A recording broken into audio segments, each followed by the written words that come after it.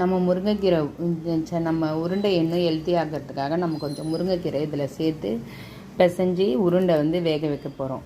இப்போ நம்ம கீரையை வந்து எந்தெந்த முறையெல்லாம் வந்து சேர்த்து கொடுக்க முடியுன்றதை பார்க்கணும். ஏன்னா கீரை வந்து நிறைய பேர் சாப்பிட மாட்டாங்க. நம்ம டைரெக்டாக கீரையை வந்து இப்போ நம்ம உருண்டை குழம்புக்கு தேவையான வெங்காயம் தக்காளி கழுவி அரைச்சி போகணும். அதுக்கு தேவையான வெங்காயம் தக்காளி வதக்கணும். அந்த கருவேப்பிலை எங்கள் போடு கூடவே இதில் கருவேப்பிலையும் சேர்த்து வதக்கி அரைச்சி சேர்ப்போம்.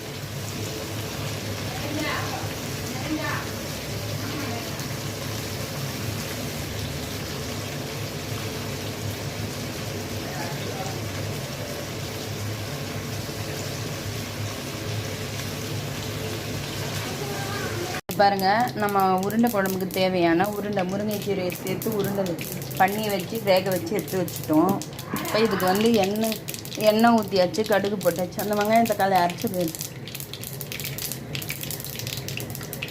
இப்போ வெங்காயம் தக்காளி அரைச்சதை வந்து இதில் சேர்த்துக்கிறோம். வதக்கி அரைச்சி இதில் வந்து குழம்பு வைக்கிறோம். நம்ம இந்த மாதிரி வதக்கி அரைச்சி குழம்பு வைக்கிறப்ப டேஸ்ட்டாக இருக்கும் நம்ம உருண்டை குழம்பு. இப்போ இதில் கருவேப்பிலை சேர்த்துருக்கோம் நம்ம. ஏன்னா கருவேப்பிலை எப்பவுமே ஹெல்தி உடம்புக்கு. இப்போ இதை நல்லா வதக்கிக்கலாம். இப்போ இது எண்ணெய் பிரிஞ்சு வர அளவுக்கு நல்லா வதக்கிக்கலாம். இப்போ நம்ம நெல்லிக்காய் அளவு புளியை ஊற வச்சு இதில் வந்து மிளகாத்தூள் சேர்த்து முதல்லையே வந்து நம்ம கரைச்சி வச்சுக்கணும். ஏன்னா அப்போ தான் நம்ம குழம்பு வந்து டேஸ்ட்டாக இருக்கும். இதுமாரி புளியை வந்து அப்போயே கரைச்சி அப்போயே சேர்க்கறத விட இதுமாரி கரைச்சி ஊற வச்சு குழம்புல சேர்த்தோம்னா ரொம்ப டேஸ்ட்டாக இருக்கும். நம்ம காரக்குழம்பு செம்ம டேஸ்ட்டாக இருக்கும். இப்போ நம்ம இதுக்கு தேவையான இது வந்து உப்பு சேர்த்துக்கலாம்.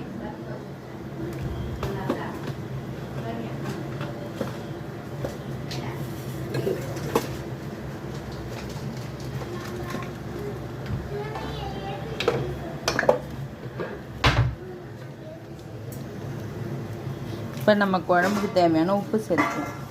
உருண்டையில் ஆல்ரெடி கொஞ்சம் உப்பு சேர்த்துக்கிறோம், அதனால் குழம்புல உப்பு சேர்க்கலாம். இப்போ நம்ம வெங்காயம் தக்காளி நல்லா வதங்கிடுச்சு. இந்த ஸ்டேஜில் வந்து நம்ம வந்து கரைச்சி வச்ச புளி உப்பு எல்லாம் சேர்த்துட்டோம். இப்போ இதுக்கு தேவையான அளவு தண்ணியை வந்து நல்லா கொதிக்க விடும். குழம்பு நல்லா கொதித்த பிறகு உருண்டையை சேர்க்கலாம். இந்த மாதிரி வித்தியாசமான சமையலுக்கு எங்கள் சேனலை சப்ஸ்கிரைப் பண்ணுங்கள், லைக் பண்ணுங்கள், ஷேர் பண்ணுங்கள். இன்னும் இந்த மாதிரி என் வீடியோ வரணுன்னா நிறைய பேர் இது சப்ஸ்கிரைப் பண்ணாமே பார்க்குறீங்க. ப்ளீஸ் சப்ஸ்கிரைப் பண்ணிவிட்டு பாருங்கள்.